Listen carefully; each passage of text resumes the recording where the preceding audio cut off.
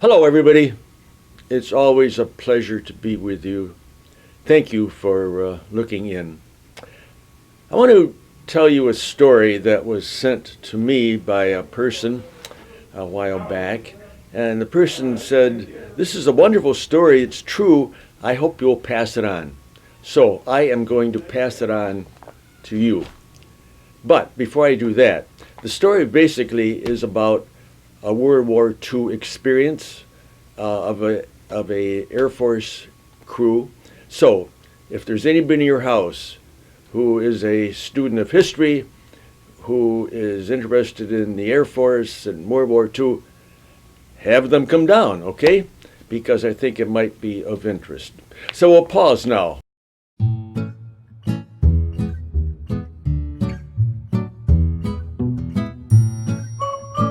And let everybody come down and join in, all right? So the story is entitled An Old Man, a Bucket of Shrimp on a Florida Beach. And this is how it unfolds. It happened every Friday evening, almost without fail.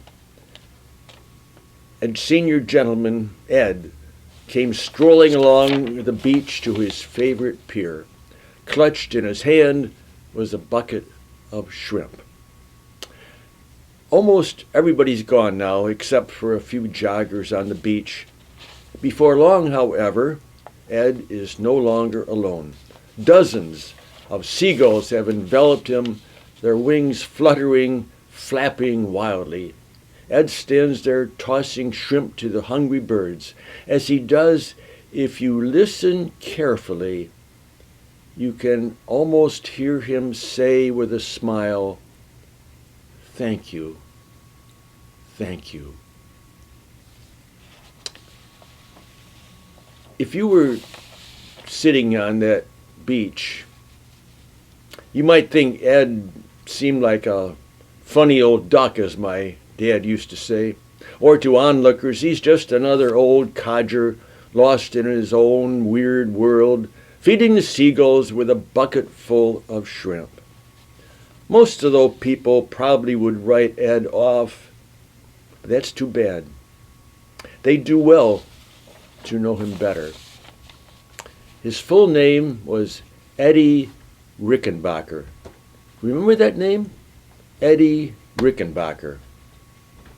He was a famous hero in World War I and likewise in World War II. On one of his flying missions across the Pacific, he and his 7-member crew went down miraculously.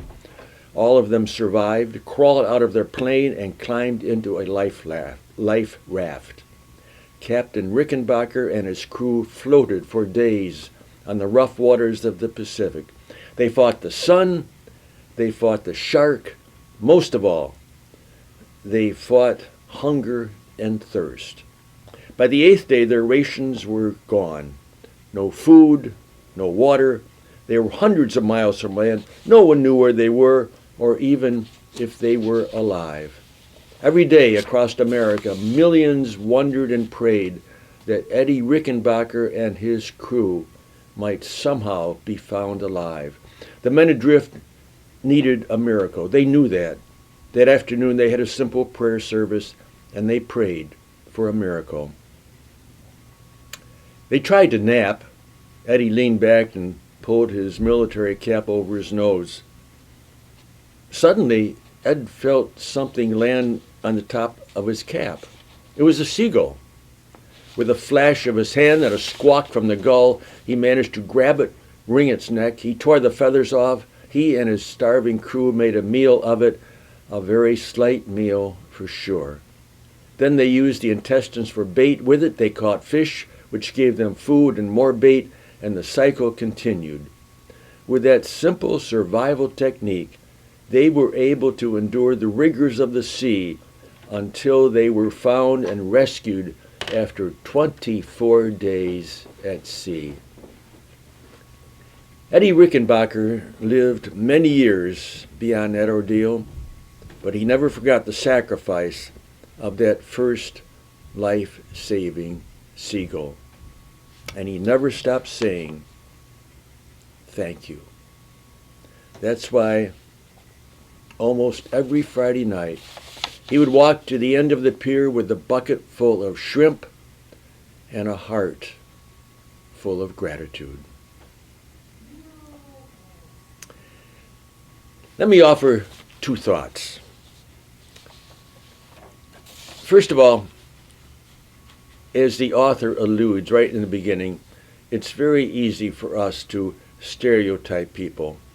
We make judgments, snap judgments about people by reason of what they look like, how old they are, what they're doing, their mannerisms, whatever. We make judgments so quickly about people, and in so doing, we do ourselves and that individual a real disservice, because every person has a history. Each person has a story.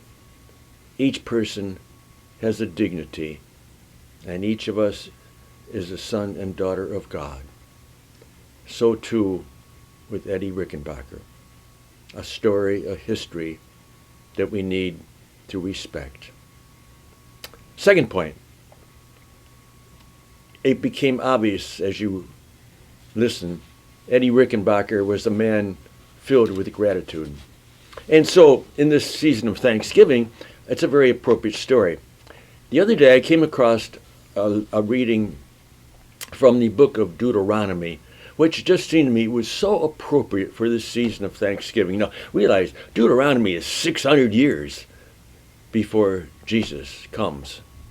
And yet, the words of this reading are so appropriate for our day. Listen to them now and see if you don't agree. Deuteronomy writes, "When you will eat in your fill, you must thank the Lord our God for the good country he has given you. Be careful not to forget the Lord our God, lest when you have eaten your fill and have built fine houses and lived with them, when you have increased your wealth and all your property, you then become haughty of heart and unmindful of the Lord our God. Otherwise you might say to yourselves, it is my own power and the strength of my own hand that has obtained for me this wealth. Remember, it is the Lord our God who gives us power to acquire wealth and all good things."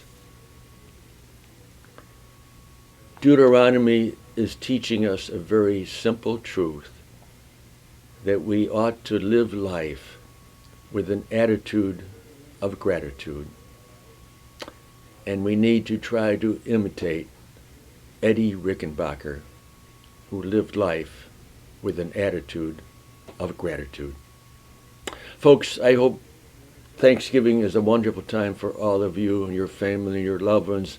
Thanks so much for watching us today. Blessings and peace to everybody.